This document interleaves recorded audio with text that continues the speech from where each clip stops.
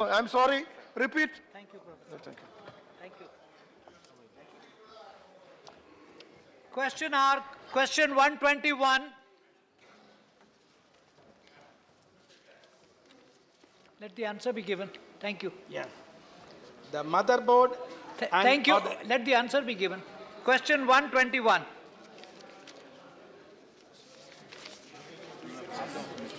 Yes. Chairman, sir, the answer has been laid on the table of the House. Yes. Now, please ask your supplementary question.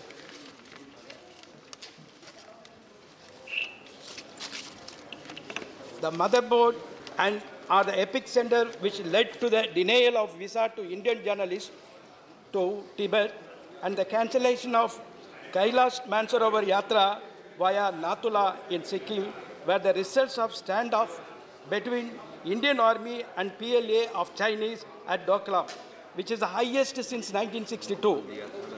So my question is, what are the steps taken by the government to normalize the situation at Doklam?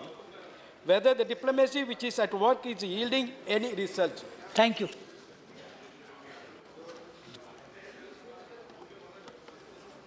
Chairman साहब, जहाँ तक ये visa का प्रश्न है,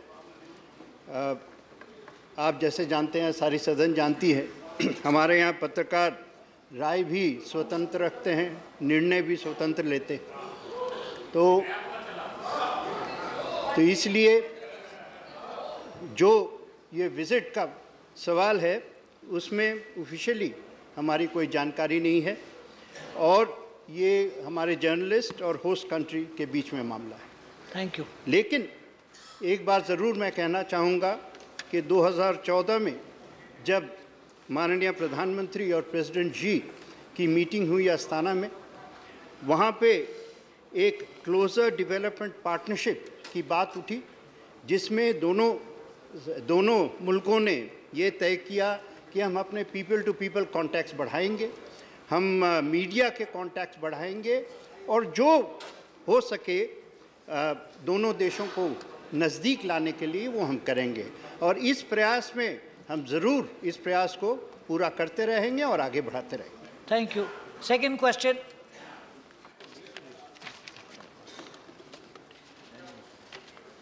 This is an issue which is known to everybody that China does not recognize Arunachal Pradesh and claims as their territory. Even now, China is continuing with a staple visa for the people from Arunachal Pradesh visiting China. So my question is whether the government has taken up this issue with the Chinese government during many meetings with the Chinese counterparts at various occasions. If so, whether the China has agreed to amend the policy towards staple visa for the people of Arunachal Pradesh.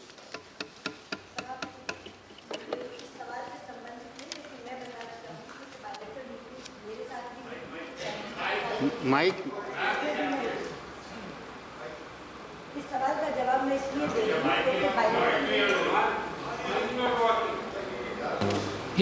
हूँ इस सवाल का जवाब देने के लिए मैं इसलिए खड़ी हुई हूँ क्योंकि ये मेन सवाल से संबंधित नहीं है, लेकिन इसका जवाब वही दे सकता है जो स्वयं बायलैटरल मीटिंग करता हो उनके विदेश मंत्री के साथ या प्रधानमंत्री जी की मीटिंग में बैठा हो। तो इसलिए मैं पूरी दृढ़ता के साथ आपको ये बताना चाहती हूँ कि अरुणाचल के स्टेपल वीज़ा का मसला हर बायलैटरल मीटिंग में, चाहे वो मेरे स्तर पर हुई हो, चाहे प्रधानमंत्री जी के स्तर पर हुई हो, हमारे द्वारा उठाया गया। Shri Subrahmanyam Reddy. The Honourable Minister, in the reply, she said, India would like to strengthen the closer development partnership that was established in September 2014 during the visit of President of India based on the Assam Asana consensus reached between President and Prime Minister Modi during this year. So both sides agree that stronger people-to-people relationship contributes to enhance the relationship. In this connection, I would like to know, on one side, India is very keen to have very good relationship with China, and also several times our Prime Minister and the President have very good relationship when they meet in all various meetings. But I would like to know, recently, when in one side you are now getting a lot of investments from the China for the infrastructure in India. So we expect more funds also from China, and also we also expect to invest in China also. in such good relationship maintenance, is it a fact that recently, when for infrastructure construction activity, when the Chinese companies also want to participate, the security clearance was given to Japan, Korea, and Italy and other countries, but China was denied. In such, if you deny it, then what will be the real response to our relationship with China? I would like to know that. पति जी, किसी एक company को deny करना, इसके कारण संबंधों की बात आ रही है। मुझे तो समझ नहीं आ रही कि एक पर्टिकुलर कंपनी के बारे में कि जापान को दिया या कोरिया को दिया, एक प्रोसेस होता है, उस प्रोसेस में जो भी देश आए उसको मिला, लेकिन चाइना को डिनाई किया गया एक कंपनी के बारे में, उसके लिए सदन में सवाल उठाया जाए, मुझे तो बिल्कुल गलत लग रहा है। So, sir, now reply is not satisfactory. I would like to know, it's not the company, the policy matter, country-wise. Italy is given, Korea is given, Japan is given, China is not given. I would like to know that. All right, all right. मैं सांसद साथी को आश्वस्त करना चाहती हूँ कि कोई पॉलिसी ऐसी नहीं है कि जिसमें चाइना को पॉलिसी के तहत डिनाई किया जाए, कोई नीति ऐसी नहीं है। Shri Vijay sir, ready? Mike, sir. Sir, my supplementary question to Honorable Minister Madam is whether the Indian government has demanded that China to recognize One India policy as a quid pro quo to India respecting China's claim on Tibet. If so, details thereof, sir. के बीच कोई quid pro को नहीं होता, लेकिन जहाँ तक सरकार का सवाल है, हम लोगों ने पहले वन चाइना पॉलिसी हम कहते थे, लेकिन उसके साथ ही कहते थे Arunachal is an integral part of India. तो जब हम ये कहते हैं Arunachal is an integral part of India और हम चाहते हैं कि चाइना इसको स्वीकार करे, तो अपनी स्थिति बहुत ही तौर पर स्पष्ट कर रखी है भारत ने। Thank you, Dr. Narendra Jadhav. Thank you, Chairman, sir. What has happened in Tibet now is not even a tip of the iceberg. Some time back, revered Dalai Lama's visit to our own state of Arunachal Pradesh was protested by China. Sir, with the Tibetan people, we have shared history, culture, language, and the religion of Buddhism for more than 3,000 years. Sir, after the annexation of Tibet by China, innumerable heinous crimes have been committed against Tibetan people. But we have not protested. We have shown restraint. What's the question? My question to Honorable Minister, sir, is how long are we going to be mute spectators? Home Ministers, Honorable Minister, sir, is it not about time that we express our solidarity with our own brothers and sisters in Tibet? Thank you. Thank you very much. सभापति जी, हम कहीं मूक दर्शक बनकर नहीं बैठे हैं। जहाँ भी डिफरेंसेस होते हैं, हम अपनी बात बताते हैं। जो दलाई लामा जी की उन्होंने बात की, वो तवांग जाना चाहते थे, हमने उनको तवांग तक जाने की बात की। और कोई पहली बार तवांग नहीं गई, ये छठी बार थी। जब वो अरुणाचल में गए, 5वीं बार थी। जब वो तवांग गए, तो हम मूक दर्शक बनकर नहीं बैठे हैं। जो भी विषय भारत का अहित करता है, उसके बारे में हम तुरंत बोलते हैं और अपना प्रोटेस्ट दर्ज कराते हैं। Thank you. Question 122. Questioner not present. Let the answer be given. Right. Shri Javed Ali Khan. माननीय सभापति जी,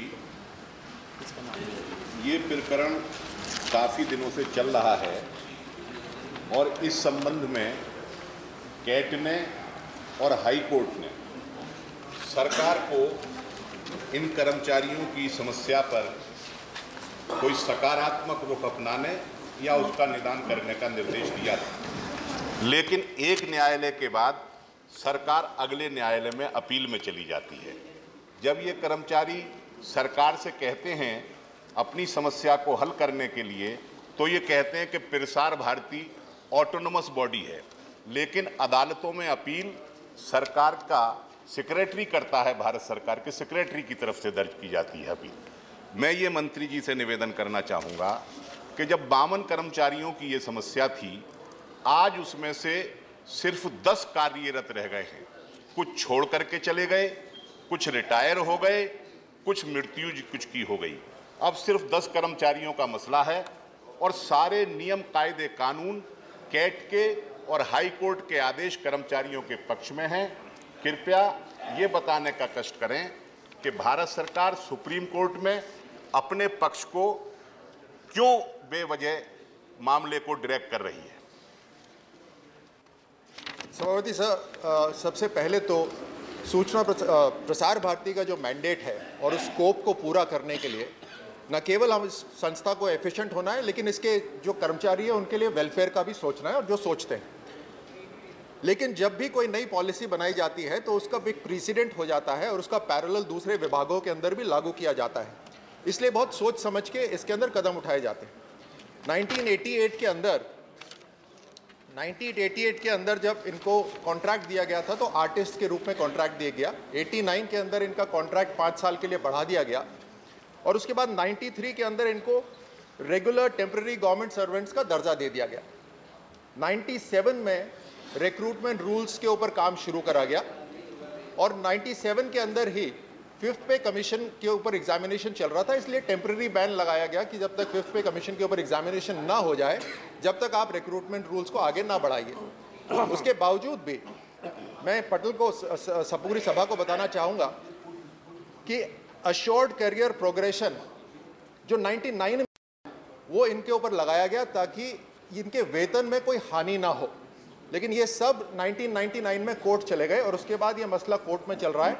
आज की तारीख में सुप्रीम कोर्ट में अभी भी चल रहा है।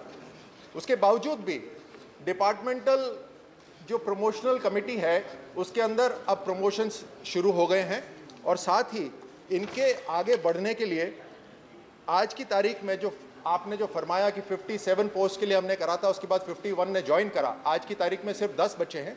ये सब प्रमोशन के लिए ये एप्लीकेबल हैं, और उसके अंदर कुछ रिक्वायरमेंट्स है, और वो रिक्वायरमेंट्स इन सभी व्यक्तियों को पता है।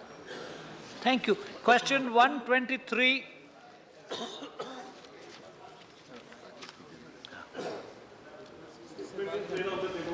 Yes. My question was on the dropout of the students out of the schools, the comparison between the government school and the private schools.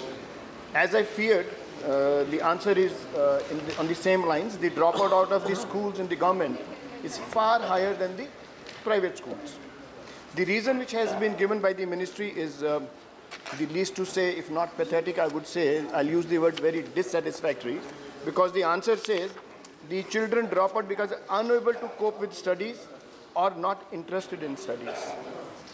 If this is what we feel as a government and we stop at that, I don't think so, sir, that's fair answer. But however, I understand this is question hour and I cannot engage the minister in debate.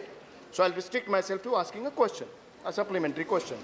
Sir, this question of mine emanated in the last session. I had asked a question about the enrollment in the schools, comparison between the government school and the primary school, the private schools.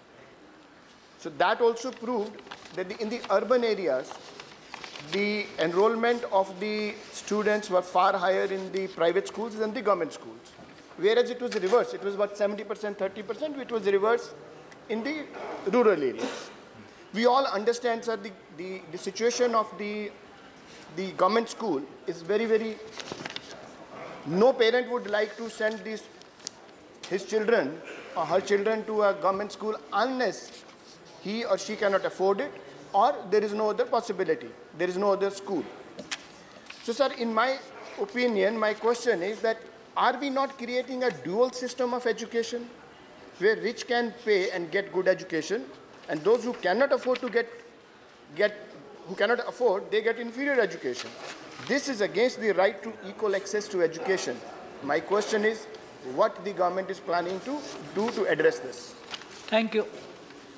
Sir, ये बहुत ही महत्वपूर्ण प्रश्न है, और सच्चाई ये है कि हाँ, सरकारी स्कूलों की स्तर में जो गिरावट लगातार आई, उसके कारण निजी विद्यालयों के तरफ लोगों की रुचि बढ़ी।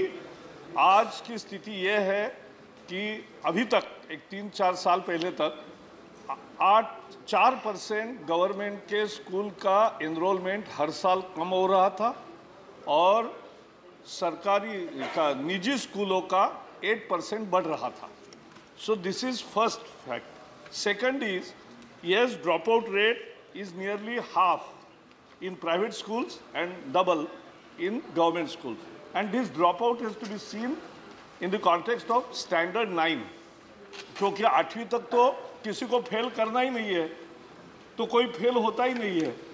तो 9वीं की तुलना करेंगे तब ये 23% सरकारी स्कूलों में ड्रॉप आउट होना और 11% प्राइवेट स्कूल में ये होना, ये दोनों ही चिंता की बात है। और इसलिए मूल मुद्दा है कि सरकारी स्कूलों के दर्जा में सुधार करना, और इसके लिए महत्वपूर्ण 2 स्टेप्स हमने लिए हैं। पहले तो there was no stopping the students who is not learning, and there was no accountability in the whole system because everybody will go from 1st standard to 9th standard unchecked in a way. तो इसलिए हमने एक bill अभी आएगा 5वीं और 8वीं में, क्योंकि स्केप की मीटिंग हुई और 24 राज्यों ने मांग की कि 5वीं और 8वीं में छात्रों की इम्तिहान लेकर अगर वो फेल होते हैं तो एक और अवसर देकर, मार्च में फेल होंगे तो मई में अवसर देकर, अगर उसमें भी फेल होते हैं तो उनको डिटेन करने की हमें अधिकार दो, और हम ऐसा बिल ला रहे हैं। मुझे लगता है सदन उसमें सभी लोग सहयोग करेंगे क्योंकि ये राज्यों को अधिकार देंगे। ये पहली 1 minute, please 1 minute question answer I am 1 minute please. So एक ये उत्तर है। और दूसरा एक महत्वपूर्ण बात है कि सरकारी स्कूलों में अभी बहुत प्रयास पिछले 3-4 साल में शुरू हुए हैं। जैसे मैं उदाहरण बताऊंगा, जैसे रीजंस फॉर ड्रॉप आउट्स बहुत सारे बताए, उसमें इंटरेस्ट नहीं लेते स्टूडेंट्स। क्यों? अगर इंटरेस्टिंग रुचिकर शिक्षा नहीं बनाओगे, if you don't make education entertaining and enjoyable learning नहीं करोगे तो नहीं सीखेंगे बच्चे। तो ये भी सिस्टम का फेल्योर है। इसलिए टीचर्स के प्रशिक्षण में वो नए मॉड्यूल्स लाए हैं। अभी जॉयफुल लर्निंग के कुछ प्रयोग में बताऊंगा। महाराष्ट्र में अनेक हजारों स्कूलों में कम्युनिटी सपोर्ट से छात्रों के हाथ में टैब आ गए, इतना इंटरेस्ट लेकर पढ़ रहे हैं, वहाँ का ड्रॉप आउट लगभग खत्म हो गया। कर्नाटका में नलिकली प्ले एंड लर्न, ये बहुत एक्टिविटी बेस्ड लर्निंग अच्छा चल रहा है। छत्तीसगढ़ में इम्प्रूविंग अर्ली ग्रेड मैथ और इंग्लिश एट प्राइमरी लेवल, इसके एक बहुत सघन प्रयास एनजीओ के मार्फत किए। हरियाणा ने सैटरडे को नो बैग डे किया और जॉयफुल लर्निंग, कुछ भी जो आता है जो करना चाहिए छात्रों को करने की इजाज़त दे रहे हैं। उत्तर प्रदेश में आओ अंग्रेजी सीखे, ऐसा एक कार्यक्रम शुरू कर दिया। तो बहुत सारे, तमिलनाडु में एक्टिविटी बेस्ड लर्निंग के बहुत सारे प्रयोग हैं। So all states are also doing and we held 5 शिक्षण Manthan's where all stakeholders came together to ensure that government school quality improves, and that is our direction in which we are going ahead. You have a second question? Sir, there is an organization known as PISA. It stands for Program for International Student Assessment. This is a part of OECD. So when they conducted a study, they found that the teachers in China are paid 4 times less than teachers are paid in India. And when they did the ranking of the student learning, it shows, I have the data, sir, it shows India ranks 73rd out of 74 countries. And China ranks 2nd. Now we are spending more than 1 lakh crore rupees on Sarv Shiksha Abhiyan. We are providing free books, free meals. But in spite of that, it clearly shows that we are not able to either retain the students in the schools, nor we are in a position as a government schools to give quality education. Because when you say dropout, it is reverse. Enrollment and dropout, if you look at the ratios provided by your ministry, there is a rush for private schools, where there is no free meal, there is no free books, there is a fees. And parents are willing to put their children there. This clearly shows, sir, I'm not trying to implicate you, I'm not trying to imply that your government is not doing. This is a system which we have inherited. Somebody has to address, since you are in a position of power, so my appeal to you is that we need to address this system. No, sir, my question is, sir, today morning, there was a newspaper report that the CEO of Niti Aayog made a statement, it is reported in today's papers, that they are proposing that the government-aided schools should be given into the private hands. My question to the Honorable Minister is it true that they are considering to give the government-aided schools to private players? If yes, by when can we expect? If no, then what is the reason for no? Thank you. No, there is no proposal of handing over government buildings and government schools to any private people. That's not the agenda. No, but that I am telling you the position. It is not the proposal. The issue is, actually, we have taken it as a challenge. Unless we improve the quality of government schooling, and there has to be a healthy competition between, and I am very happy, KV, Kendriya Vidyalayas and Navodaya Vidyalaya are government schools, but they are best because they exceed more than the CBSE result score. Why? Because there is a system in place. Now we have to bring that system, and where therefore the states are very important stakeholders, because Jila Parishad schools and corporation schools are essentially managed by state governments. And therefore we are talking and engaging with each state government to improve. And I'm seeing very encouraging trends. There is a desire in every state to improve the quality of government schooling, because that's the only way to go ahead. Thank you, Srimati Kanimozhi. Brought up the issue in his answer about having exams for the 5th class standard students and the 8th. Already the dropout rates are alarming. With this, if he is going to introduce examinations, board examinations for 5th standard students, it is only going to increase the number of dropouts, and it's going to discourage students, especially in rural areas. If they fail in an examination, especially when it comes to girl children, the parents are going to stop them. If you cannot pass an examination, it's going to be an easy excuse for many families to stop the children from going to school, continuing with their education, and it's going to affect many children all over the nation if the board exams are going to be introduced. I really hope that the minister will reconsider it and not bring up these board examinations for 5th standard and 8th standard children. Thank you. It is not the board examination, it will be the school examination, but it is the freedom of the states. Like if any state want to continue with the present practice of continuous assessment, they can continue with that. But there are 24 states which want the examination and detention power. So we are granting it to the state, and this was passed unanimously. The issue is one more thing we are doing is learning outcomes. Sir, in right to education, the whole emphasis was on inputs, on infrastructure. But learning outcomes were mentioned but not defined. After 10 years, we have defined it after 2 years consultation, and now learning outcomes are there. So, पहली में, दूसरी में, तीसरी में, चौथी में, पांचवी में, छठी, सातवीं, आठवीं में हर स्कूल में हर छात्र को क्या हर विषय का आना चाहिए, what is the minimum competencies he must acquire, that is being now defined.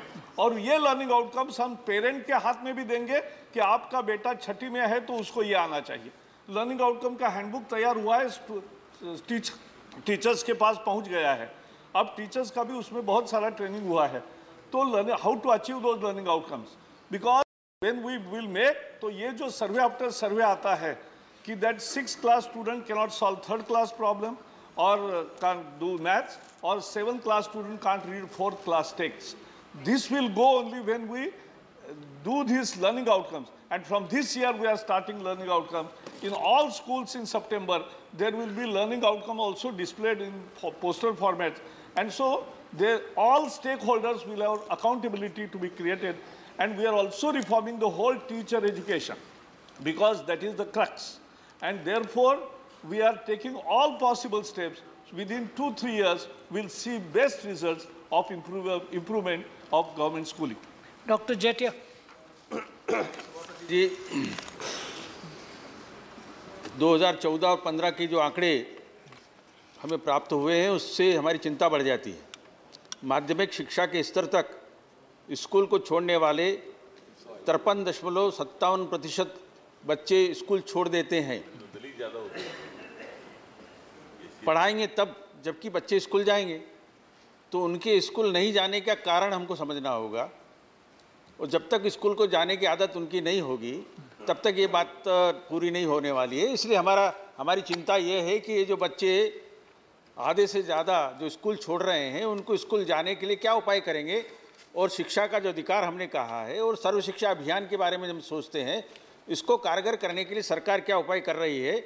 साथ ही साथ निजी स्कूल और सरकारी स्कूलों के शैक्षणिक स्तर में जो अंतर है उसको पाटने के लिए प्रभावी उपाय क्या होंगे, मैं ये जानना चाहता हूँ। सत्यनारायण जटिया जी ये स्वयं अभी HRD के स्टैंडिंग कमेटी के अध्यक्ष हैं, तो वो बार बार इसका सारा रिव्यू भी लेते हैं और मुझे खुशी है, नहीं खुशी है, उनको पूछना नहीं चाहिए, नहीं वो बार बार एम्फोसिस करते हैं कि बढ़ाओ अच्छा करो। तो इसलिए 3-4 कारण बताना चाहूँगा कि child not interested in studies is failure of our system which will correct. Financial constraint, engaging in domestic activities, engage in economic activity is a more wider social problem, and which we have to deal. And as we go prosper, poverty से जितने लोग बाहर आते हैं, तो पहला उनका सारा ध्यान शिक्षा पर होता है, और that is the way. And therefore, in 10 years, things have changed, and it is fast changing now scenario. So, dropout on those counts will go down. What we are doing, as I have said, learning outcome, teacher education reform, then accountability all, and as you referred to PISA also, let me tell you, PISA has all the Western context, and therefore we did not fare the rightly. Now PISA has already decided to have the Indian context, and therefore we are open for that test also, because we want our students to excel because they are good. We have to improve the system, and that is what exactly we are doing. Shrimati Anu Aga. You know, to improve the outputs, teacher training is very important. And that's a very weak area. The diets do not do their work. And ASER reports show that 25% of teachers in rural areas do not turn up. What action can we take against teachers who are refusing to continue with their duties regularly? Secondly, PISA has been conducted in 74 countries, and if it is relevant to 74 countries, I think India has to think why it's not relevant to Indian context. I will not say that PISA is not relevant. What I said is we are already engaged with that, and we are ready for test also, and we are improving our own test, and will this year conduct national survey in the month of September, and that will, national assessment survey, will be a widespread survey, much larger sample and much larger real sampling test, and will present the results to all. What Anuaga ji has said, because she has very much interest in education, as everybody has, that the teacher education, teacher training is an important thing, and diet and SCRT mechanism, there are so many large vacancies. So this time we have linked grants to the state to filling up of vacancies in diet and everything, and they must conduct teacher training. In service training should not be a just formality, but must be a meaningful discourse, and therefore we have tied up funds, and we are giving bonus to the states which will do best teacher training and in-service training, because that is the way we can take it. Thank you. Question 124. Question number 124. Thank you. Let the answer begin. Chairman, sir, the answer has been placed on the table of the House. Sir, मैं आपके माध्यम से मंत्री जी से जानना चाहती हूँ कि इन्होंने हिमाचल में टाउन्स और सिटीज़ बताई हैं 54. तो मैं ये जानना चाहती हूँ कि पहले तो प्रधानमंत्री निवास इस योजना में, आवास योजना में कितना पैसा आप दे रहे, और जो टाउन और सिटीज़ में क्या इनमें भी डिफ्रेंशिएट रखा है? क्योंकि कई जगह जो कॉस्ट ऑफ कंस्ट्रक्शन है वो ज़्यादा है, कई जगह कम है, और कई लिंक रोड्स के साथ स्पेशली हिमाचल में, और कहीं पर नहीं. क्या उसको ध्यान में रखते हुए आपने इसका कुछ पैसे में प्रावधान किया है ज़्यादा, या एक ही रखा हुआ, मैं जानना चाहती हूँ. Thank you. चेयरमैन साहब, प्रधानमंत्री आवास योजना देश के सभी टाउन्स के अंदर 4041 टाउन हैं, इसके अंदर ये लागू है, जो स्टैट्यूटरी टाउन कहलाए जाते हैं. और ये सारे के सारे टाउन्स हम सिलेक्ट जब करते हैं जब वहाँ की स्टेट गवर्नमेंट हमारे को ये तजवीज़ करती है कि ये टाउन्स हमारे हैं जिसको आप प्रधानमंत्री आवास योजना के तहत ले लीजिए.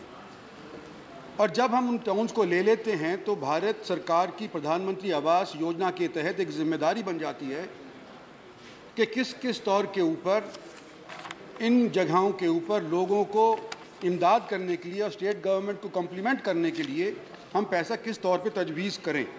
और ये 4 वर्टिकल्स हैं प्रधानमंत्री आवास योजना के, जो मैं माननीय सदस्य को बताना चाहता हूँ। एक तो है इन सेटू स्लम रीडेवलपमेंट, जहाँ पे स्लम होता है उसको रीडेवलपमेंट करने के वास्ते अगर स्टेट गवर्नमेंट आगे आती है और उसके वर्टिकल घर बनाने की सोचती है तो जो बकाया एरिया रह जाता है वो उसके ज़िम्मे हो जाता है, उसको रीडेवलप कर करके कोई पार्क्स वगैरह भी बना सकती है। लेकिन जितने भी वो घर बनाएगी स्लम्स के अंदर स्टेट सरकार, उसके अंदर फ़ी घर के लिए हम 1 लाख रुपया तजवीज़ करेंगे भारत सरकार की तरफ से। दूसरा है क्रेडिट लिंक्ड सब्सिडी स्कीम। ये क्रेडिट लिंक्ड सब्सिडी स्कीम इस किस्म की है कि बैंकों के माध्यम से पैसा मिलता है जिन लोगों के पास पक्का मकान ना हो, और इसके अंदर 3-4 कैटेगरी हैं। एक तो है इकोनॉमिकली वीकर सेक्शन की जो 3 लाख तक के होते हैं, एक है लोअर इनकम ग्रुप वालों की जो 6 लाख के लिए होते हैं, और नए तौर पे हाल ही के अंदर सरकार ने एक इंट्रोड्यूस नई स्कीम करी है जो कि मिडिल इनकम ग्रुप नंबर 1 जो कि 12 लाख तक की इनकम सालाना रखता है, और मिडिल इनकम ग्रुप नंबर 2 जो कि 18 लाख तक की इनकम रखता है। उन लोगों के लिए इंटरेस्ट सब्सिडी सबवेंशन, यानी कि उनके लोन अकाउंट के अंदर 3%, 4% और 6% तक सरकार इंटरेस्ट डायरेक्टली बैंक को दे देती है ताकि उनको इंटरेस्ट की मार थोड़ी कम लगे। तीसरा जो इनका प्रधानमंत्री का आवास योजना का जो वर्टिकल है वो अफोर्डेबल हाउसिंग इन पार्टनरशिप, यानी कि कोई बड़ा एरिया लेकर के, चाहे प्राइवेट हो चाहे सरकारी हो, अगर वो कोई बड़े एरिया को डेवलपमेंट करना चाहता है, कम से कम 250 घर अगर उस डेवलपमेंट के अंदर आते हैं तो उनके अंदर 35% अगर इकोनॉमिकली वीकर सेक्शन के वास्ते वो व्यक्ति या वो कॉरपोरेशन या वो सरकार की एजेंसी अगर रखती है तो उसके अंदर भी प्रधानमंत्री की इस योजना के माध्यम से 1.5 लाख रुपया, मैं बता रहा हूँ सर जी, पूरा कर दूँ सर, एक कहता हूँ जो कंटिन्यू मैं बता देता हूँ, एक ही और रह गया और फाइनली सर ये चौथा जो वर्टिकल इनका है ये बेनिफिशरी लेड कंस्ट्रक्शन है।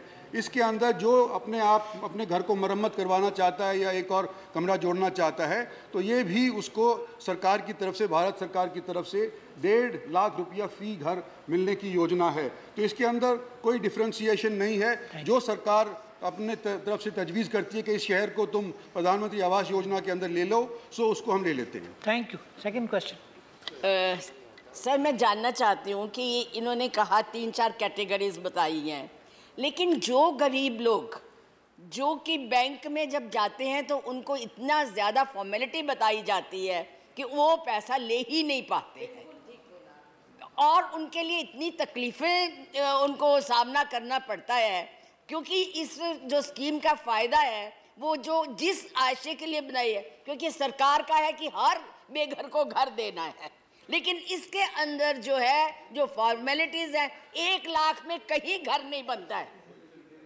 1 लाख में आप घर नहीं बना सकते हैं, क्योंकि आप तो खैर बहुत बड़े हैं या क्या, लेकिन एक गरीब आदमी भी एक घर 1 लाख आजकल कुछ नहीं है, जिस तरह से मटेरियल की कॉस्ट बढ़ गई हुई है।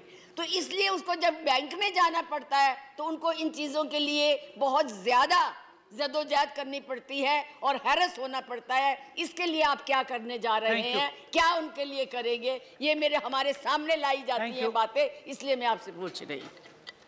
सर, हमने कभी ये नहीं कहा कि सारा घर हम बना करके भारत सरकार के पैसे से देंगे। हम तो स्टेट गवर्नमेंट का जो एफर्ट है उसको सप्लीमेंट करने के लिए, उसकी मदद करने के लिए कुछ पैसा तजवीज़ करते हैं, जो 4 वर्टिकल्स में मैंने आपको बताया है। और मैं आपको ये जानकारी देना, मैडम को ये जानकारी देना चाहता हूँ आपके माध्यम से कि ये पहले की सरकार के दौरान Jawaharlal Nehru urban rural mission JNNURM हुआ करता था, जो 10 साल के लिए चला था तकरीबन। 2005 से लेकर 2015। 2015 के अंदर प्रधानमंत्री आवास योजना चालू हो गई। तो जो बैंकों को हमने हिदायत दी है वो सरकारों को, स्टेट गवर्नमेंट के इमदाद के लिए दी है, और उसका फ़ायदा हर तौर के ऊपर, सब पहलू के ऊपर होने लग रहा है। और मैं इसका ब्यौरा देता हूँ कि जो JNNURM के 10 साल के दौरान जो काम हुआ है और जो हमारे 2 साल के दौरान जो काम हुआ है उसके अंदर कितना अंतर है। तो ये मैं बताना चाहता हूँ कि 10 साल के अंदर सिटीज़ जो कवर करी गई थी JNNURM के तहत वो थी 9,039, और ये हमारे 2 साल के अवसर के भीतर बढ़ करके हो गई हैं 2,441। प्रोजेक्ट जो सैंक्शन किए गए हैं JNNURM के तहत हुए थे 1,507, अब हो गए हैं 4,800 के करीब। और हाउसिंग के अंदर जो 10 साल के अंदर पैसा खर्च किया गया था वो हुआ था 3,200 करोड़ के करीब। अब इस वक्त खर्च हो गया है 2 साल के भीतर 1,11,000 करोड़ के भीतर। तो I can go on and on. तो ये स्कीम मैडम अपनी तरफ से हम कामयाब करने का प्रयास कर रहे हैं, स्टेट्स को हम इमदाद करने की कोशिश कर रहे हैं। मैं समझता हूं कि काफ़ी कामयाबी हमारे को इसके अंदर मिली है, और अगर कुछ चीज़ सुझाव आपकी स्टेट गवर्नमेंट की तरफ से आता है, हम तो आपकी भी बात मान लेते, लेकिन कायदा बीच के अंदर आ जाता है, स्टेट गवर्नमेंट के माध्यम से ही सुझाव आना पड़ता है। Thank you. हाँ, बैंकों को भी हिदायत दे दी है और दोबारा से उस चीज़ को रिआइट्रेट कर दिया जाएगा कि आने वाले समय के अंदर कहीं अगर दिक्कत हो तो उनको आप दिक्कत को हल कर करके उसको प्रयास करो लोन देने का। Shri Ajay संजैती, but please remember this is a question on specifically on Himachal Pradesh. Housing for all. No, that's not the question. Let's stick to the subject so that we can take more subjects. Sir, I have a very specific issue. This housing for all is being constructed ये 2 जगह पे, एक तो सरकारी ज़मीन पे बनता है और एक प्राइवेट लैंड पे। लेकिन स्टेट गवर्नमेंट, लोकल कॉरपोरेशंस या लोकल अथॉरिटीज़ जो शहर की होती है वो, और भारत सरकार, ये तीनों का गाइडलाइंस में कहीं ना कहीं कोऑर्डिनेशन नहीं होने से जितनी, क्योंकि सभी चीज़ें सरकारी ज़मीनों पे बन नहीं पाती है, इसलिए प्राइवेट कई लोग जो हैं जिनकी जगह है वो बनाना चाहते हैं, लेकिन ये तीनों का कोऑर्डिनेशन नहीं होने से साल 2-2 साल इनके अप्रूवल नहीं हो पाते और वहाँ काम नहीं हो पाता है। इसके लिए भारत सरकार क्या कर सकती है, मैं जानना चाहता हूँ। Don't you need a wider discussion on this? This is not a subject which relates to the question. Revati Raman Singh ji, इस सवाल पे इतना इम्पोर्टेंट सवाल है जी, इतना महत्वपूर्ण सवाल है कि केवल हिमाचल तक में इसको बांध के नहीं रखा जा सकता। नहीं, सवाल हिमाचल पे है। नहीं मानवा, नहीं, रेवती रमन सिंह जी, सवाल उस पे है। सरकार की ये स्कीम है कि 2022 तक सबको घर दे देंगे, 2022। तो मानवर, मैं आपसे जानना चाहता हूँ मंत्री जी कि कितने ग्रामीण इलाके में बेघर लोग हैं और कितना शहरी इलाके में बिना घर के लोग हैं, क्या आप बता सकेंगे? तो चेयरमैन साहब, सभी को घर देने की बात नहीं है। जो इकोनॉमिकली वीकर सेक्शंस हैं, जिनके पास पक्का घर नहीं है, उनके लिए ये प्रोग्राम बनाया गया है। और ये प्रोग्राम 2 विभाग के अंदर बांटा गया है। एक तो जो रूरल एरियाज़ हैं उनके लिए अलग मंत्रालय है, अगर उसको एड्रेस किया जाए तो रूरल वाला ब्यौरा रूरल मंत्रालय वाले दे सकते हैं। Thank you. ये वाला जो है ये अपना अर्बन वालों का है। और मैं बता देना चाहता हूँ अर्बन वालों के लिए कि कुल मिलाकर के urban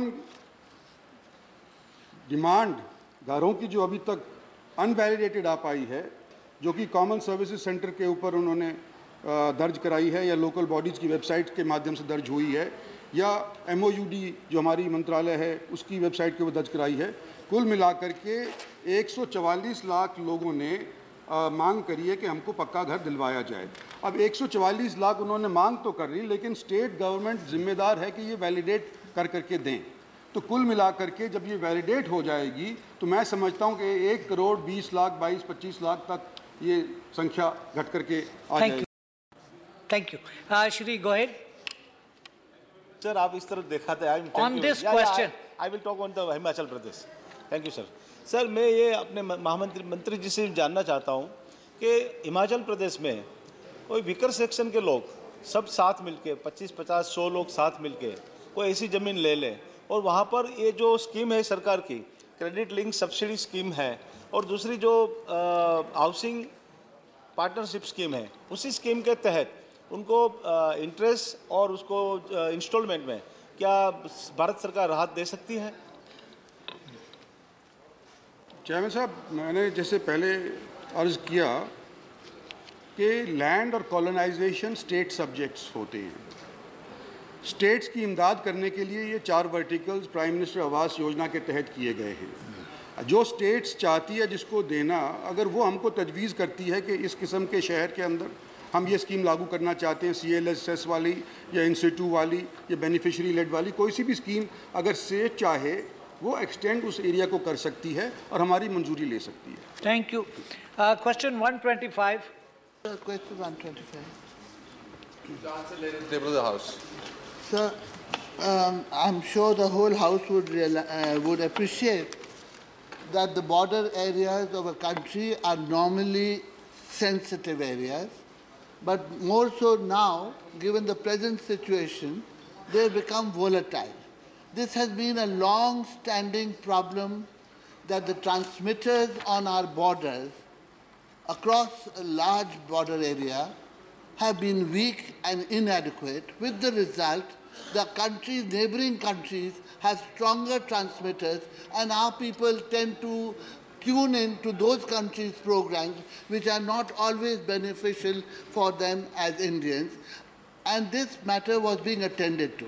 It was also found that those transmitters which are existing are not in are not in working order because they can't get the trained personnel to go over there. There was a suggestion when I was also in the ministry that we should try and access retired armed services personnel, whether engineers or others, who have had working, who are used to the working conditions over there, and get them as a post-retirement give them post-retirement employment, and also have our transmitters fitted. Because the reply says that in the next 2-3 years we might have 11 transmitters more, but doesn't talk of those which are non-functional. So I want to know from the Honourable Minister, is the scheme to re-employ retired armed forces personnel, trained personnel, for maintaining our transmitters still valid or not? Sir, I'll go specific to the question asked right now, which wasn't part of the main question. There is no scheme as such to employ armed forces, retired armed forces personnel to man or maintain these transmitters that have been put at the border post. I can assure the ex-INB minister that the Prasar Bharati personnel are as trained to man these transmitters at the border areas as the armed forces personnel. However, this question is important, and for that reason, there are 243 television transmitters on the border areas, and there are 423 FM transmitters on 392 locations. Specifically in the border areas, there are 31 FM transmitters which we are putting now, and 11 digital transmitters that we are putting for the television. The footprint of our satellite transmission, which broadcast the television signal, is on the entire country, and specifically for the border areas, we are giving them free of cost we're distributing actually 30,000 set-top boxes so that these border areas are better equipped to see our signals. Thank you.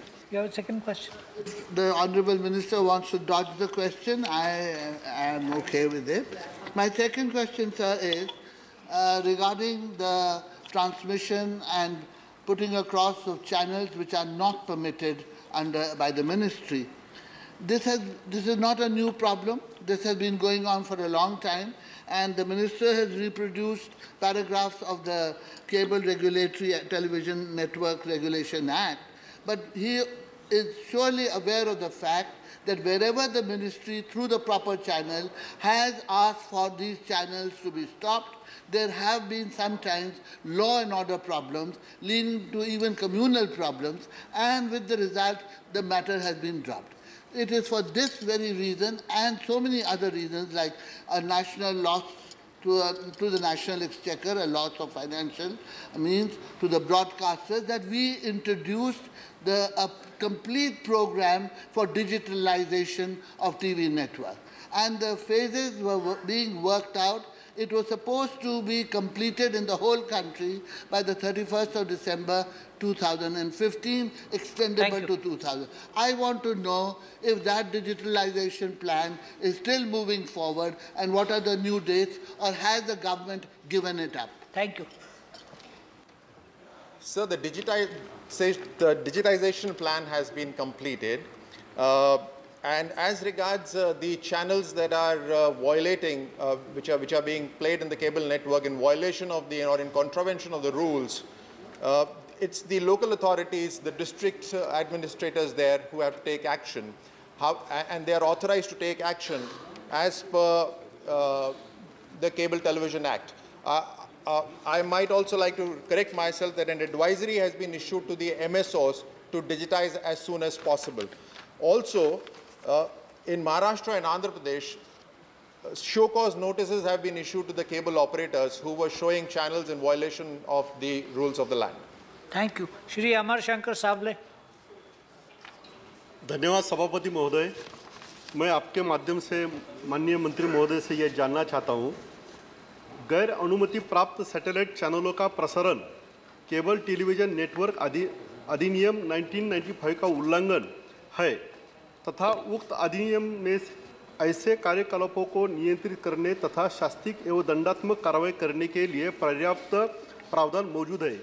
इस प्रावधान से कितने गैर अनुमति satellite को दंडित किया गया, उस पर कार्रवाई क्या हो गई और उसका कन्विक्शन रेशियो क्या है? धन्यवाद। सर, जितनी भी केबल पे जो चैनल्स चलती हैं और जो वायलेशन पे चलती हैं, उसके लिए डिस्ट्रिक्ट के अंदर एक डिस्ट्रिक्ट मॉनिटरिंग कमेटी है जो इसकी देखरेख करती है और चिंतन करती है केबल टेलीविज़न नेटवर्क एक्ट के आधारित, और साथ ही हर राज्य के अंदर एक स्टेट मॉनिटरिंग कमेटी होती है जो इसका चिंतन करती है और इसके ऊपर एक्शन लेती है। जब भी केंद्र सरकार के ध्यान में और संज्ञान में आता है कि कोई चैनल वायलेशन में चल रही है, तो तुरंत वहाँ के हमें सबसे पहले खबर हासिल करनी पड़ती है, क्योंकि केबल नेटवर्क लोकलाइज्ड नेटवर्क होता है और राष्ट्रीय प्रसारण उसका नहीं होता। इसलिए हम वहाँ के चीफ सेक्रेटरी या वहाँ के अधिकारियों को से इंफॉर्मेशन हासिल करते हैं और उनको एक्शन लेने के लिए इनकरेज करते हैं। Thank you. Shri Rapolu. Respected Chairman, we are in the era of information explosion. The communication facility is just in the palm due to the ready availability of the Wi-Fi and all other extra facilities. Now we are entering into almost other advanced nations are entering into 7G, with which there will not be any difference between the transmitter and the telephone smartphone. In this given situation, the multi-system operators and the local cable operators are the bigger problem in the sensitive areas. Not only across the border areas, but also wherever there is some sensitivity arises, there the problem is very well known to the government authorities. In the given situation, I would like to know from the Honorable Minister whether they are in capacity to address to the local cable operators violation of the Cable Act, or are you depending on the Home Affairs and Revenue authorities to take care of those problems? Thank you. Thank you, sir. Sir, governance is a collective issue. It's a collective effort. And therefore, the central government takes the support of the local governments to take into considerations any violations that are happening. Any action that has to be taken, whether it is impounding of their equipment, has to be taken by the local authorities, and they are empowered to do that. And I can assure the House that they are very cooperative about it. Dr. Subhash Chandra.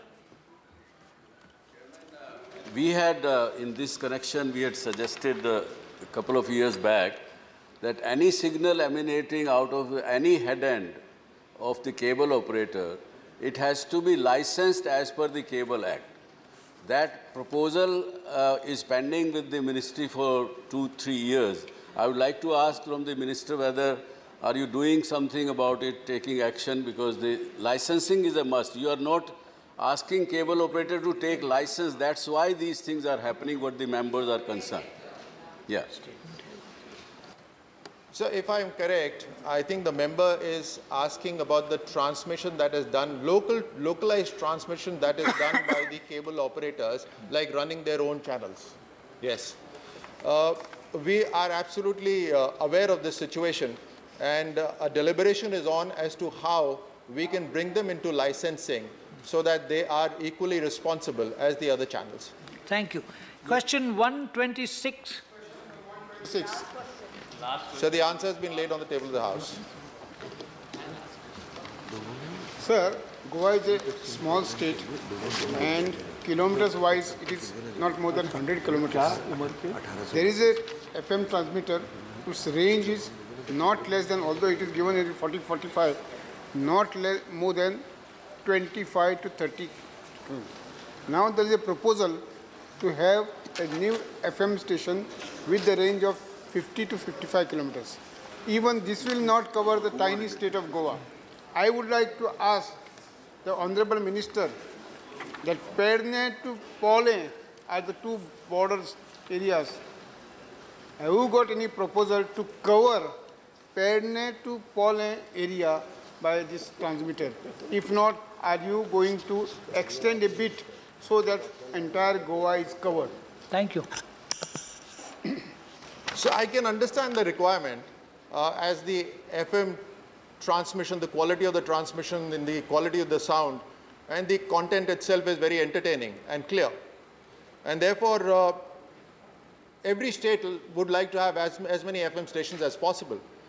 I can assure you that we are on the lines of working to cover the entire country. At present, the coverage is about 52%, but very soon we will take it to 65 and beyond. As regards Goa, it's an existing All India Radio FM station. There are 2 private FM stations. There is a proposal to bring in another All India Radio FM station to Panaji in Goa. And also there is a proposal to raise the, I'm sorry, I'll just correct myself. We are bringing a 10 kilowatt transmitter so to expand the reach of the present FM station in Goa of the All India Radio. That is going to increase the radius of coverage of the FM transmitter there. But as soon as possible, since the idea is to cover as much of the country, we will bring in more radio stations of All India Radio, but even privatization is being carried out. Second question. You allowed some private companies to operate private FM stations in Goa upon mutually agreed with Prasar Bharati, whatever agreement is this. You have not disclosed what are the conditions under which these operators are going to operate their FM station in Goa. Have you at least decided to tell these operators to cover the entire state, right from Perne to Pole, so that it can substitute your efforts? Sir, the transmission of an FM transmitter is line of sight, and therefore it depends on the power and the height of the transmitter. And therefore, the FM stations are allotted city-wise, and therefore the radius is limited by the power and the height of the transmitter. Of course, if you put it on a hill, the radius is bound to increase. As regards a memorandum of understanding between the private FM partners and the government, it is quite simple. They sign a GOPA agreement abiding by the code of conduct on the radio, and they pay the license fee, thereby ensuring that the content that goes out is as per the laws of the land and entertaining and informing the people of the country. Thank you. Shri Gohil, if the question relates to Goa. It is related to Goa and it is coastal area on the coast. Yes. Because Goa is on the coastal area. Yeah. Thank you very much, sir. Sir, this is... No, we have a lot of coastal areas, but yeah. Goa is a specific Goa one. is specific. Okay. Sir, Goa में जहाँ FM का जो system लगाया गया है, वहाँ उसकी जो ये कनेक्टिविटी है, वो बहुत कम है. और FM लगाने से सर मैं आपको ये कहना चाहूँगा कि FM की सिस्टम से जितने भी जो कोस्टल एरिया है, वो कोस्टल एरिया में कहीं भी जब भी कोई प्रॉब्लम आ जाएगा, कभी कोई बाहर समंदर में कोई प्रॉब्लम होगा, तो FM के जरिए लोगों को उसकी जानकारी करनी सहूलता रहेगी. तो मैं मिनिस्टर से क्वेश्चन करना चाहता हूँ कि क्या एक कोस्टल एरिया पे कोस्टल एरिया के जितने भी डिस्ट्रिक्ट प्लेसेस है, सिटीज़ है, वहाँ एक उसका प्रावधान करना चाहते हैं कि नहीं चाहते? The question has migrated from Goa to the other coastal areas, sir. Please stick to Goa. Thank you. Nevertheless, it's a valid point, and we'll take this into consideration. I'm sure we are already working on it. Thank you. Shri Hussain Dalwai on Goa. Sir, बहुत अच्छी बात है कि गोवा में FM radio की permission दे रहे हैं। गोवा और सिंधु दुर्ग दोनों की भाषा एक है, तो वहाँ तक वो एक्सटेंड किया जाएगा क्या? देखिए, ऐसे रिश्ते मत जोड़िए। वही है, गोवा सिंधु दुर्ग एक ही है। You have an answer to the question? Honourable member को मैं जरूर बतलाना चाहूँगा कि अगर वो उस रेडियस के अंदर आता है तो ज़रूर इस बात का ध्यान रखा जाएगा कि जो भी वहाँ पर भाषा इस्तेमाल हो रही है उस भाषा का कि कोई ना कोई कार्यक्रम बने और उस तरह का एंटरटेनमेंट उसमें। लेकिन अगर वो उस क्षेत्र में नहीं आ रहा तो मुझे यकीन है कि जल्दी आपका क्षेत्र भी उस कहीं ना कहीं एफएम के स्टेशन पे ट्रांसमीटर लग जाएगा वहाँ पर। ठीक है। Shri रापलो, same requirement. Including Goa. No, not including Goa. Specifically Goa. Private FM channels are mushrooming, wherein the Prasar Bharati controlled FM channels are not that attractive. Though the private channels are trying to utilize the attractive language, even at times peculiar vulgar languages also to cater to the interests of the listeners, wherein what are the parameters that have been prescribed for the government Prasar Bharati controlled FM channels to entertain the local listeners so that they can cater to the requirements of the various agencies, including the municipal, metropolitan, even Gram Panchayat and Mandal level, Jilla Parishad level FM channels are mushrooming now. Is there any stipulated guideline in having the broadcast through the FM channels? Thank you, sir. Yes, sir, guidelines are there. It is in the GOPA agreement. And if we are also maintaining a record of 90 days of the entire recording, and if there is any violation that happens, similar to actions that are taken on the electronic channels, action can be taken on the radio channels as well. Thank you. Question 127. Let the answer be given. Answer is laid on the table of the House. Sir, my question is in two parts, one about FM and the other about the radio channels. The para 2 of the reply says, GOPA and the All India Radio Broadcast Code do not allow you to have this content included. I don't understand this thing. If you have a code, you can always modify the code to include an absolute necessity. And I think you should make it a condition that channels which are broadcasting 24 hours round the clock only Bollywood music should also be compelled to do justice to the traditional music like Carnatic and Hindustani. When we issue license, there are two genres, sir. One is for news and one is for entertainment, sir. Now it is up to the private broadcaster that what is the content that he would like to put in the news or in the entertainment. So it's not mandated by government as to whether it should be classical music or popular music. However, in the Doordarshan and the government-run channels, we ensure that all these genres are part of the entertainment process. Second question. The identity of India is not lost. I don't know.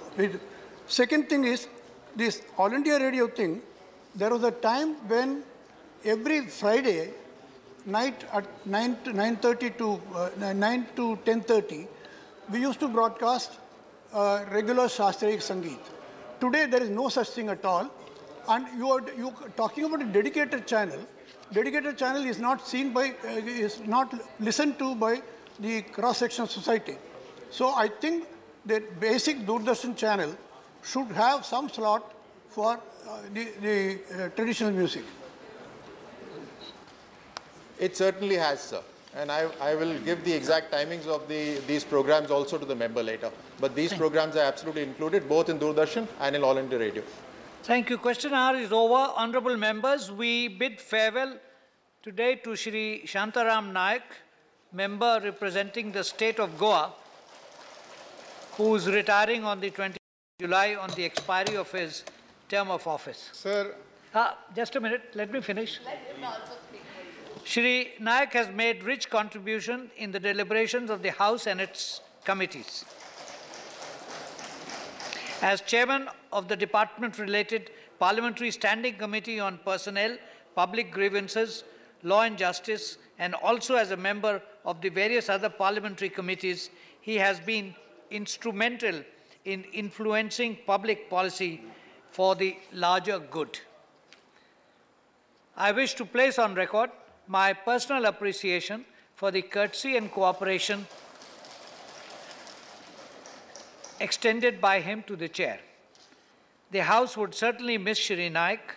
I am sure he would continue to serve in other capacities and would be making good use of the knowledge and experience gained by him during his association with this House. On behalf of this august House, I wish him good health, success, and long years of service to the nation. Shri Naik, would you wish to? Thank you.